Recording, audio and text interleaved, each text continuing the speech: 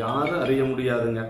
ஆதி தேவர்தம் திருவருள் பெருமை யார் அறிந்தார் அப்படிங்கிறார். போத மாதவர் பனிவரை பொய்கையில் மூழ்கி மாதோர் பாகனார் மகிழும் ஐயாற்றில் ஓர் வாவி மீது தோன்றி வந்து எழுந்தனர் அப்படின்னார். ஒரு வாவி அப்படிங்கிறது ஒரு குளம் திருவையாற்றில்.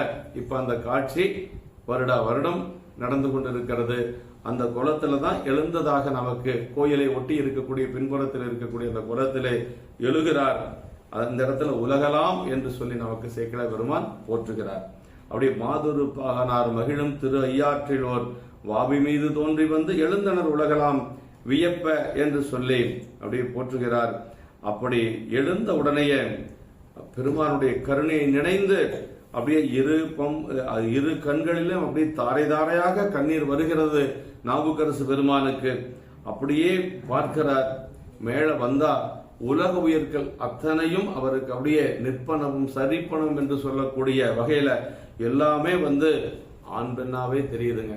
அங்க என்ன கேட்டார் அப்படின்னா, கைலாயத்துல வண்டுலாம் குழல் மலைமகளுடன் வடகையிலே அண்டநாயகருக்கும் அப்பரிசு அவர் அடியேன் கண்டு கும்பிட விருப்பம் அப்படின்னு சொல்லி சொன்ன உடனே இங்க என்ன சொல்றாரு, என்ன தெரியுதுன்னா, சாமி மட்டுமல்ல அத்துணை உயிர் கூட்டங்களுமே அம்மையப்பராகவே அவர் காட்சிக்கு தெரிகிறது. அதான் சொல்றார், மிடையும் நீள்கொடி வீதிகள் விளங்கி ஐயாருடைய நாயகர் சேவடி பணிய வந்து உருவார் அடைய அப்பதி நிற்பவும் சரிப்பவுமான புடையமர்ந்த தம் துணையோடும் பொலிவன கண்டார் என்று சொல்லி அப்படி அத்துணை கூட்டங்களும் உயிர் கூட்டங்களும் தன்னுடைய துணையோடு அங்கு அம்மையப்பராகவே காட்சி கொடுக்கிறது.